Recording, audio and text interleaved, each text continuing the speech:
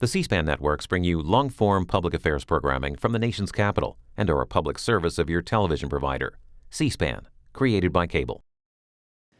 Members of Congress, I have the high privilege and the distinct honor in presenting to you His Excellency Narendra Modi, Prime Minister of the Republic of India.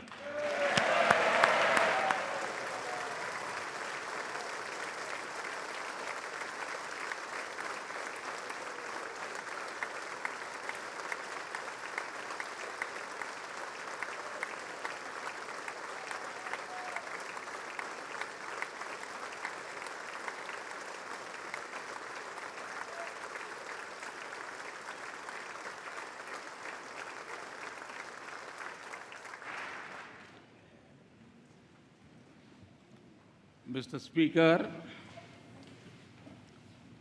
Mr. Vice President, distinguished members of the U.S. Congress, ladies and gentlemen,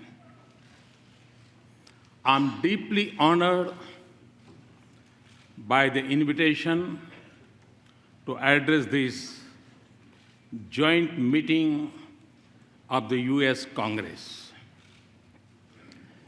Thank you, Mr. Speaker, for opening the doors of this magnificent Capitol.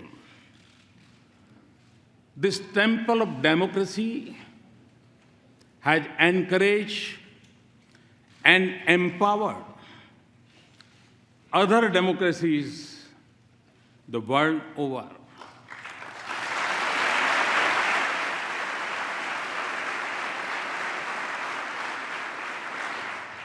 It manifests the spirit of this great nation, which is, in Abraham Lincoln's words, was conceived in liberty and dedicated to the proposition that all men are created equal.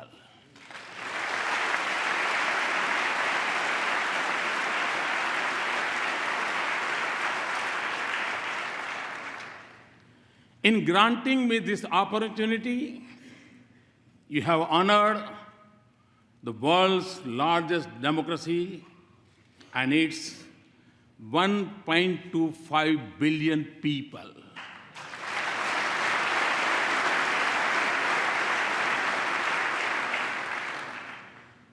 As a representative of world's largest democracy, it is indeed a privilege to speak to the leaders of its oldest.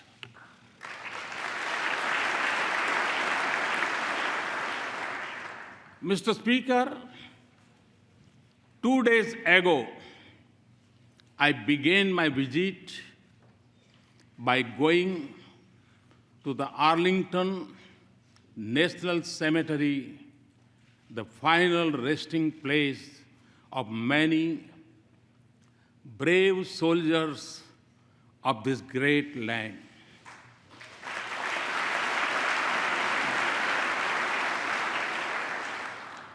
I honored their courage and sacrifice for the ideals of freedom and democracy.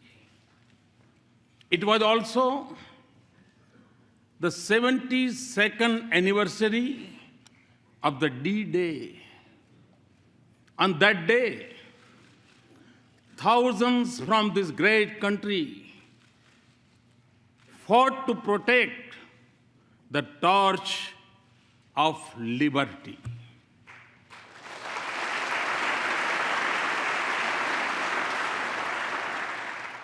They sacrificed their lives so that the world lives in freedom.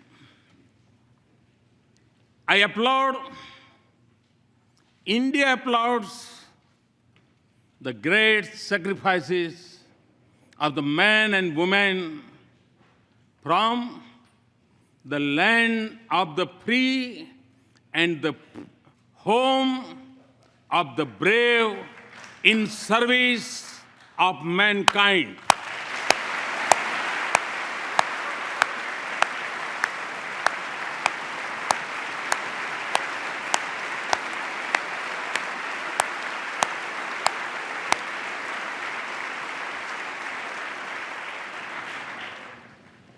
India knows what this means because our soldiers have fallen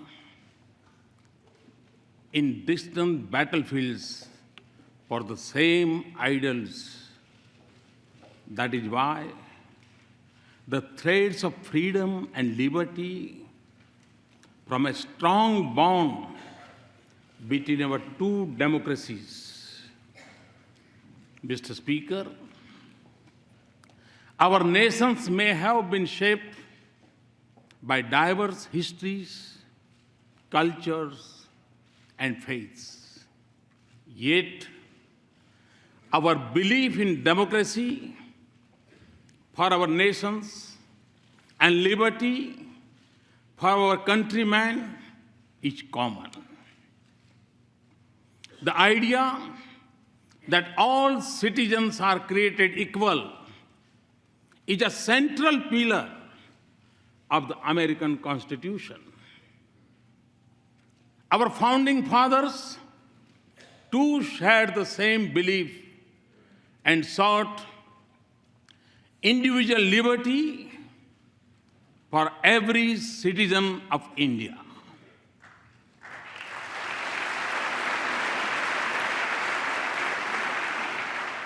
There were many who doubted India when, as a newly independent nation, we repose our faith in democracy. Indeed, wagers were made on our future, but the people of India did not waver. Our founders created a modern nation with freedom, democracy, and equality at the essence of its soul. And in doing so, they assured that we continue to celebrate our age-old diversity. Today, across its individuals and institutions, in its villages and cities, in its streets and states, are anchored in equal respect for all faiths and in the melody of hundreds of its languages and dialects. India lives as one. India grows as one. India celebrates as one.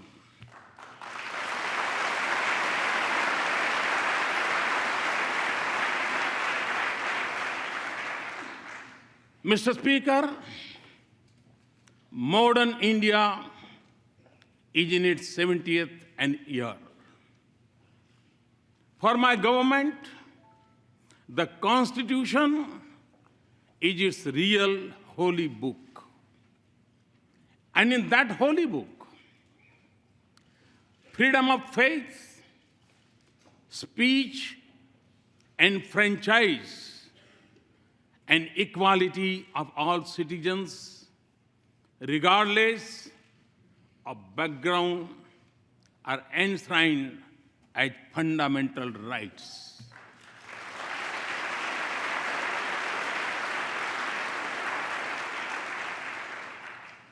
$800 million of my countrymen may exercise the freedom of franchise once every 5 years. But all the 1.25 billion of our citizens have freedom from fear a freedom they exercise every moment of their lives.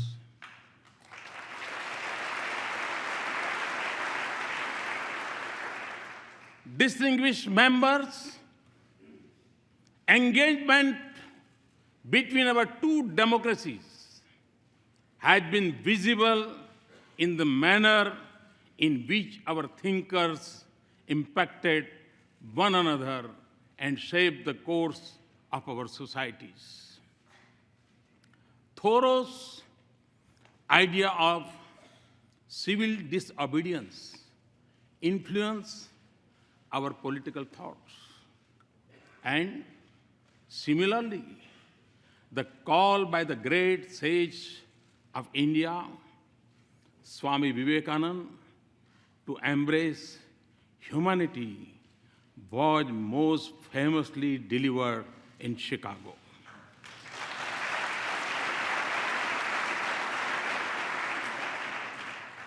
Gandhi's non-violence inspired the heroism of Martin Luther King.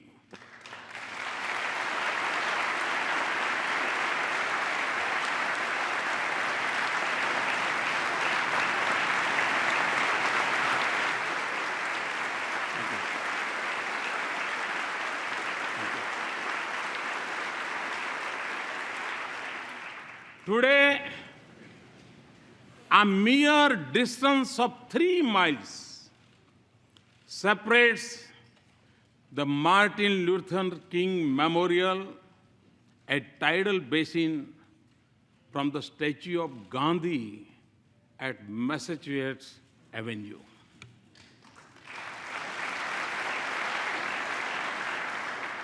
This proximity of their memorials in Washington mirrors the closeness of ideals and value they believe in. The genius of Dr. Bhimrao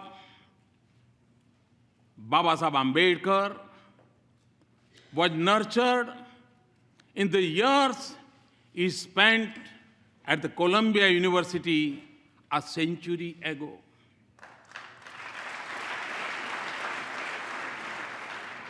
The impact of US Constitution on him was reflected in his drafting of the Indian Constitution some 3 decades later.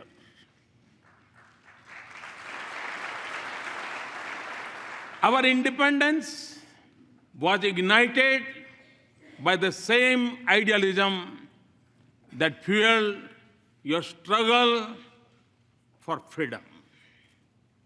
No wonder then that former Prime Minister of India, Sri Atal Bihari Vajpayee, called India and the US natural allies.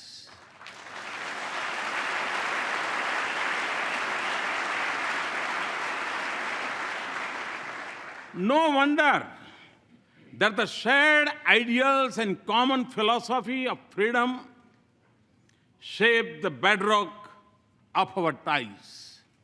No wonder then that President Obama has called our ties the defining partnership of the 21st century.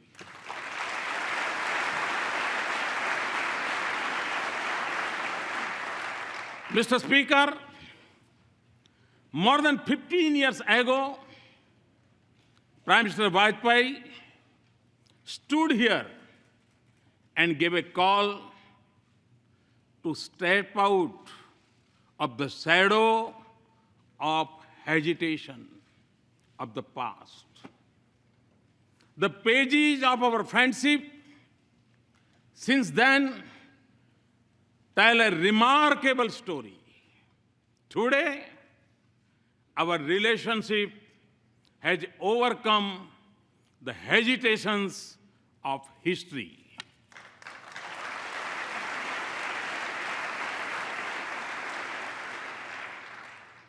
Comfort, candor, and convergence define our conversations. Through the cycle of elections and transitions of administration, the intensity of our engagements has only grown. And in this exciting journey, the US Congress has acted as its compass. You have helped us turn barriers into bridges of partnership.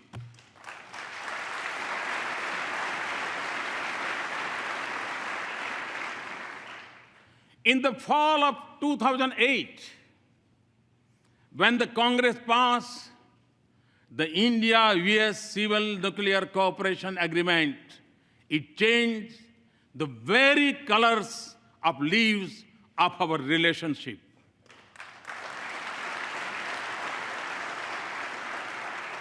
We thank you for being there when the partnership needed you the most. You have also stood by us in times of sorrow. India will never forget the solidarity shown by the US Congress when terrorists from across our border attacked Mumbai in November of 2008.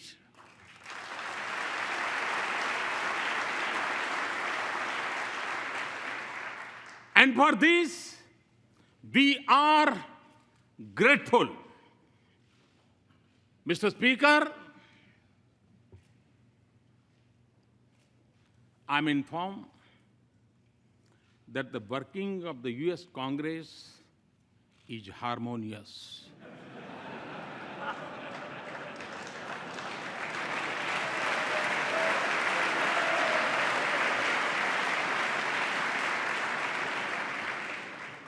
I'm also told that you are well known for your bipartisanship.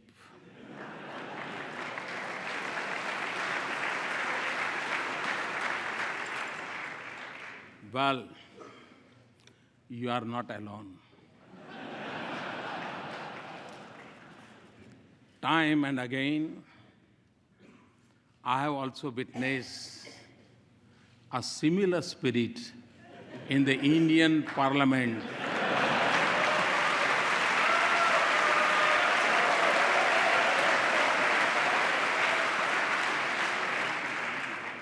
Especially in upper house.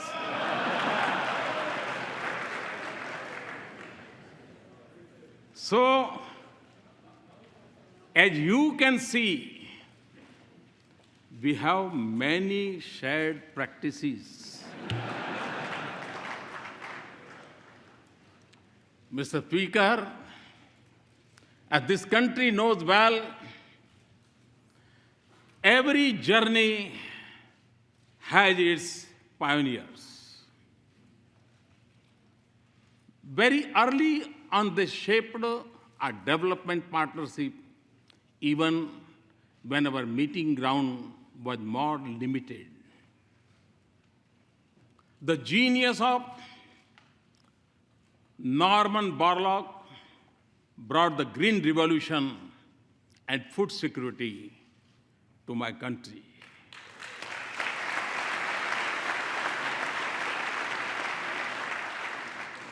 The excellence of American universities nurtured institutions of technology and management in India.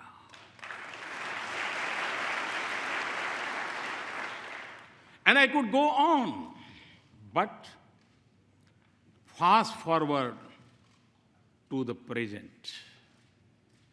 The embrace of our partnership extends to the totality of human endeavor. From the depths of the oceans to the vastness of the space. Our science and technology collaboration continues to help us in cracking the age-old problems in the fields of public health, education, food, and agriculture. Ties of commerce and investment are flourishing. We trade more with the US than with any other nation.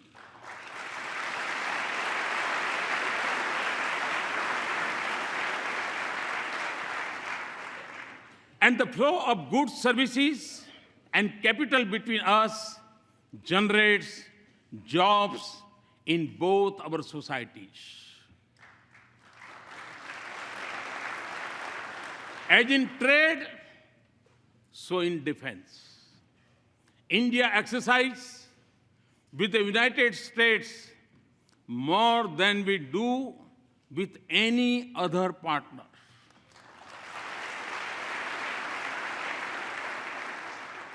Defense purchases have moved from almost zero to $10 billion in less than a decade.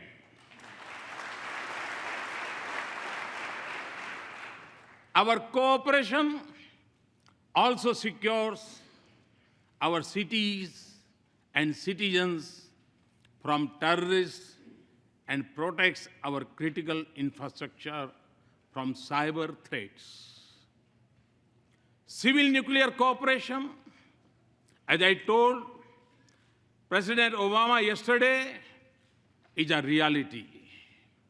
Mr. Speaker, our people-to-people links are strong, and there is a close cultural connect between our societies. Siri, you are familiar with the Siri. Siri tells us that India's ancient heritage of yoga has over 30 million practitioners in the US.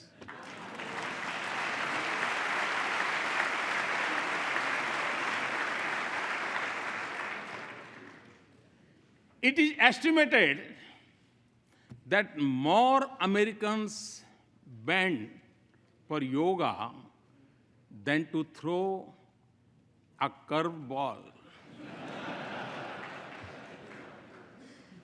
And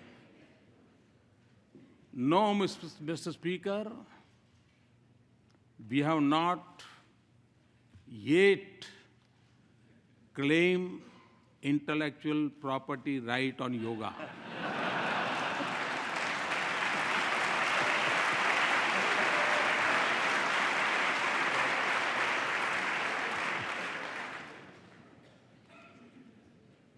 Connecting our two nations is also a unique and dynamic bridge of 3 million Indian Americans.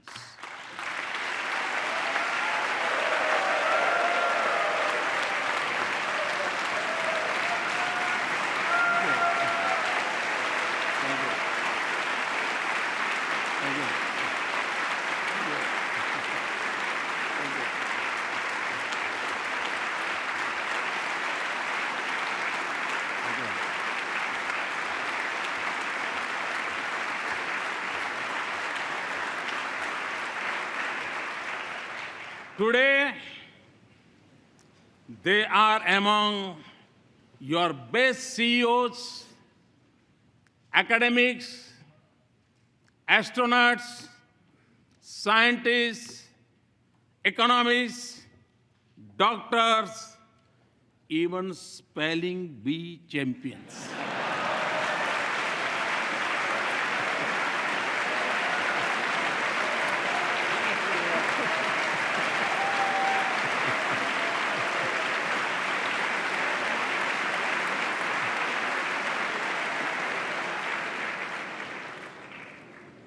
They are your strength.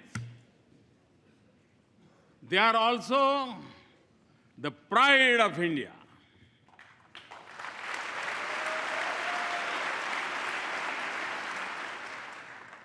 They symbolize the best of both our societies. Mr. Speaker, my understanding of your great country began long before I entered public office. Long before assuming office, I traveled coast to coast, covering more than 25 states of America.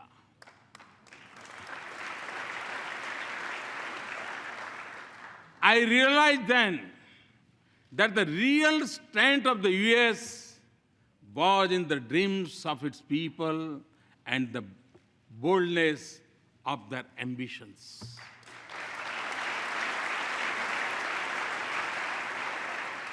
Today, Mr. Speaker, a similar spirit animates India.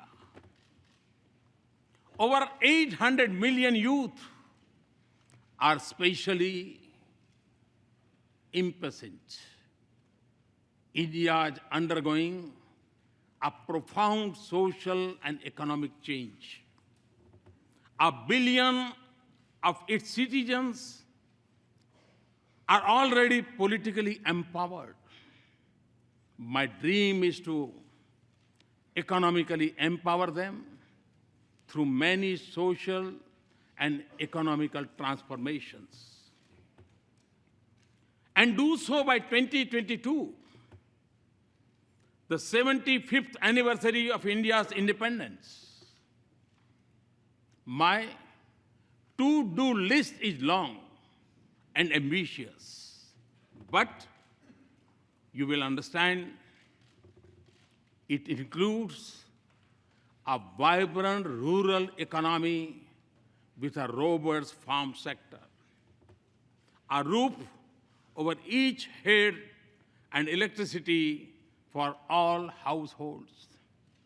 To skill millions of our youth, build 100 smart cities, have a broadband for 1 billion, and connect our villages to the digital world. And create a 21st century rail, road, and port infrastructure. These are not just aspirations. They are goals to be reached in a finite time frame and to be achieved with a light carbon footprint with greater emphasis on renewables.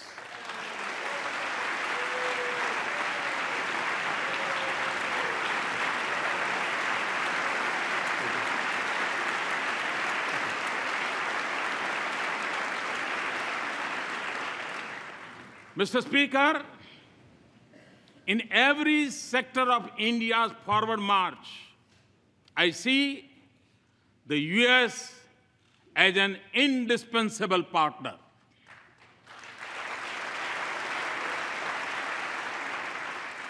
Many of you also believe that a stronger and prosperous India is in America's strategic interest.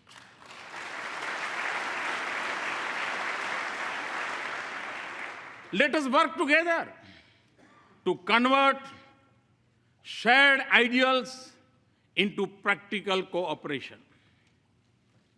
There can be no doubt that in advancing this relationship, both nations stand to gain as the US businesses search for new areas of economic growth, markets for their goods, a pool of skilled resources, and a global locations to produce and manufacture.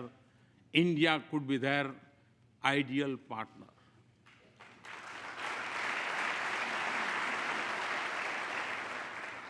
India's strong economy and growth rate of 7.6% annum is creating new opportunities for our mutual prosperity. Transformative American technologies in India and growing investment by Indian companies in the United States both have a positive impact on the lives of our citizens.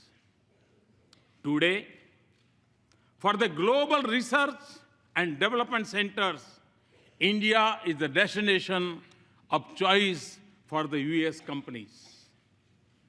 Looking eastward from India across the Pacific, the innovation strength of our two countries comes together in California.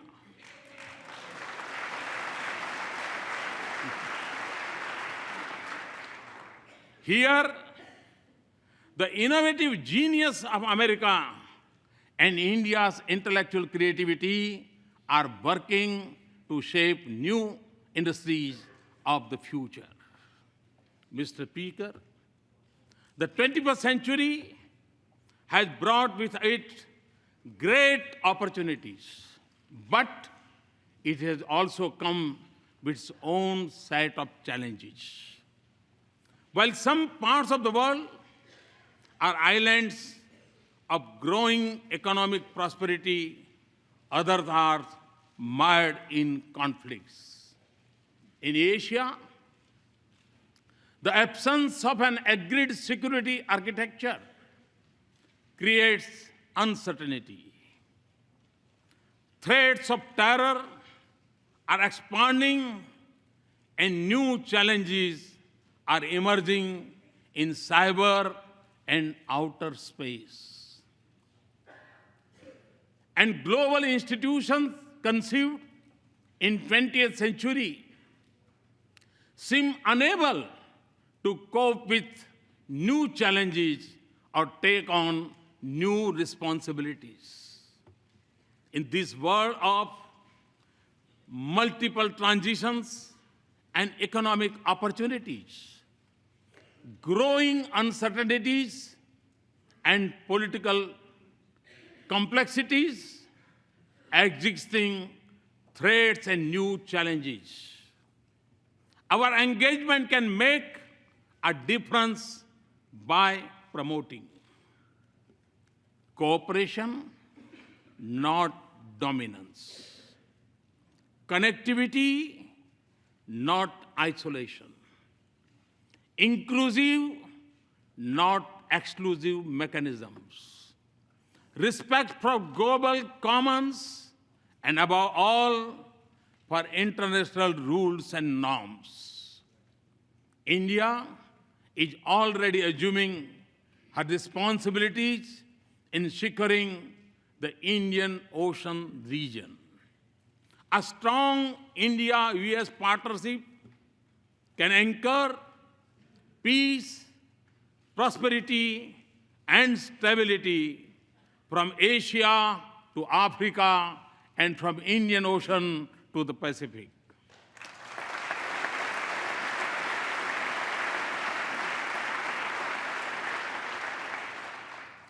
It can also help ensure security of the sea lanes of commerce and freedom of navigation on seas.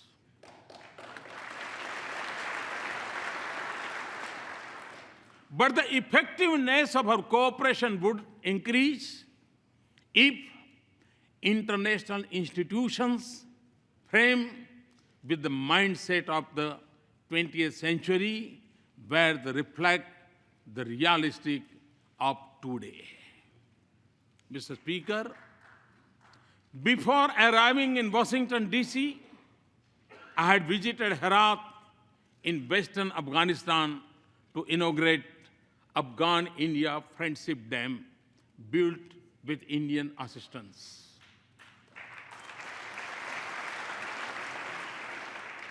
I was also there on the Christmas Day last year to dedicate to that proud nation, its parliament, a testimony to our democratic ties. Afghans naturally recognize that the sacrifices of America have helped create a better life.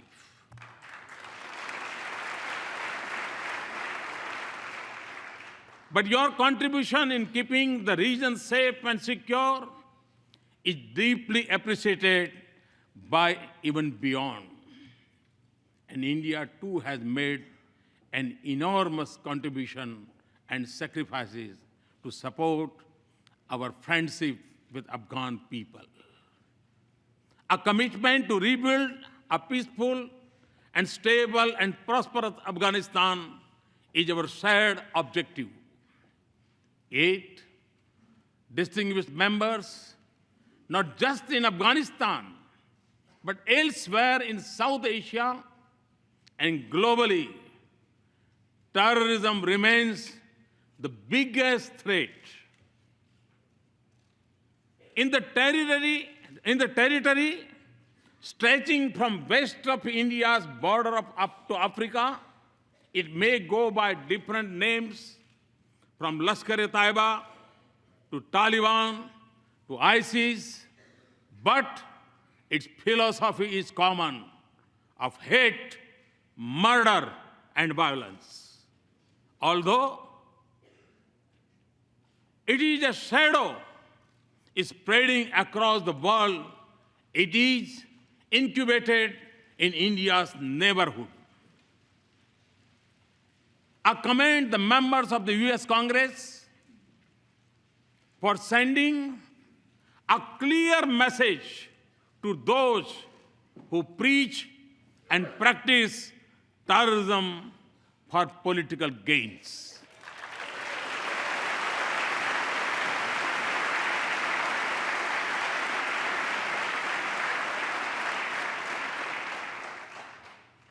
Refusing to reward them is the first step towards holding them accountable for their actions.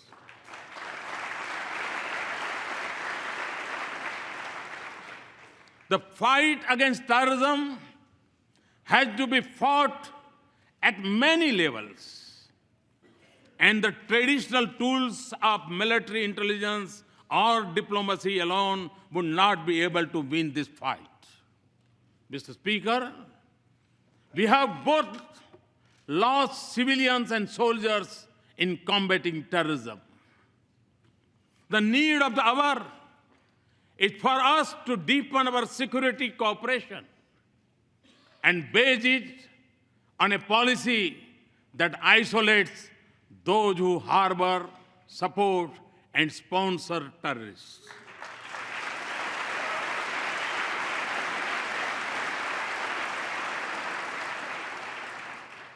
That does not distinguish between good and bad terrorists, and that delinks religion from terrorism.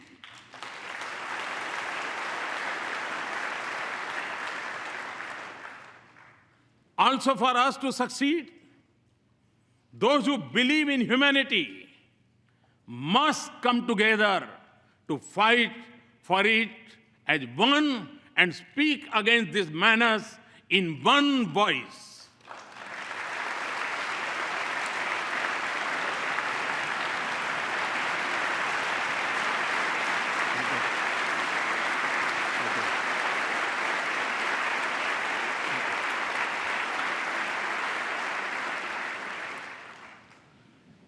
Terrorism must be delegitimized.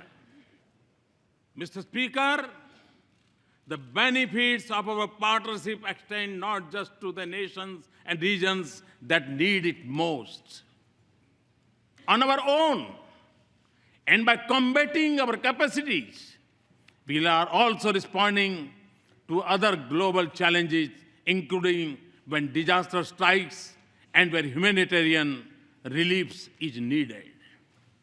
From our shore, we have evacuated thousands from Yemen, Americans and Indians and others.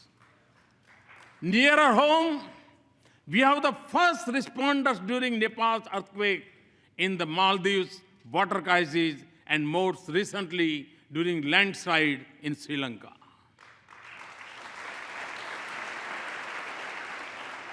We are also one of the largest contributors of troops to UN peacekeeping operations. Often, India and the US have combined their strengths in science and technology and innovation to help fight hunger, poverty, disease, and literacy in different parts of the world. The success of our partnership is also opening up new opportunities for learning, security, and development from Asia to Africa. And the protection of environment and caring for the planet is central for our shared vision of a just world.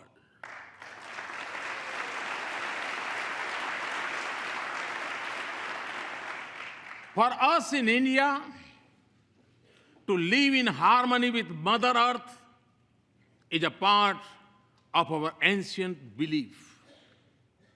And to take from nature only what is most essential is a part of our Indian culture. Our partnership, therefore, aims to balance responsibilities with capabilities. And it also focuses on new ways to increase the availability and use of renewable energy.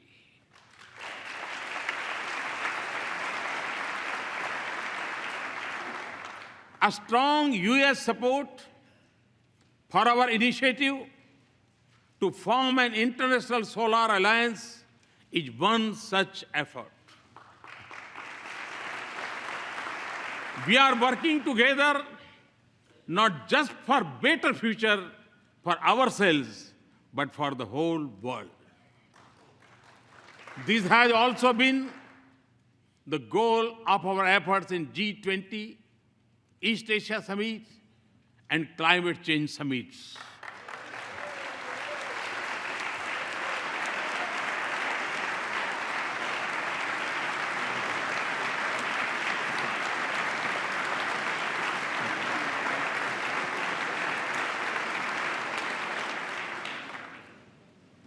Mr. Speaker, as we deepen our partnership, there will be times when we would have differing perspectives. But since our interests and concerns converge, the autonomy in decision-making and diversity in our perspectives can only add values to our partnership. So, as we embark on a new journey and seek new goals, let us focus not just on matters routine, but also transformation, all ideas. Ideas which can focus not just on creating wealth, but also creating value for our societies.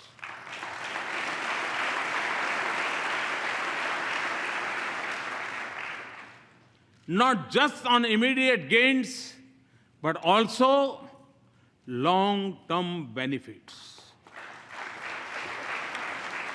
Not just on sharing best practices, but also shaping partnerships, and not just on building a bright future for our people, but in being a bridge to a more united, human, and prosperous world.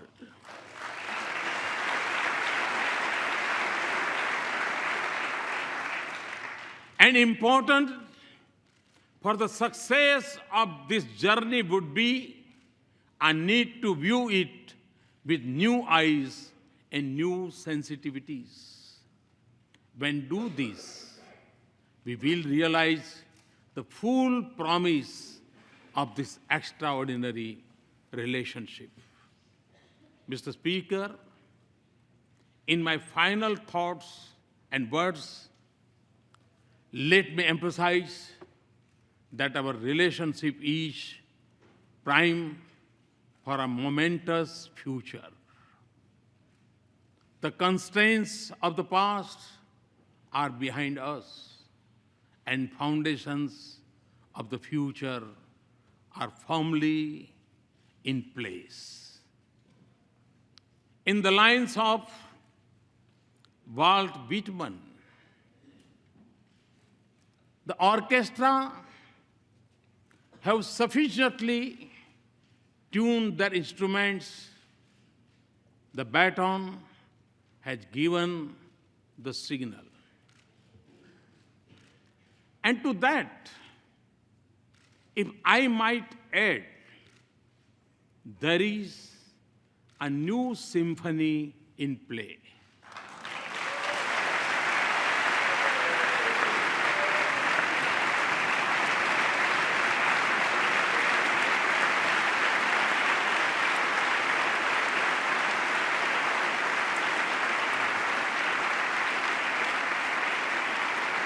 Thank you, Mr. Speaker and Mr. Vice President, distinguished members, for this honor. Thank you very much. Thanks a lot.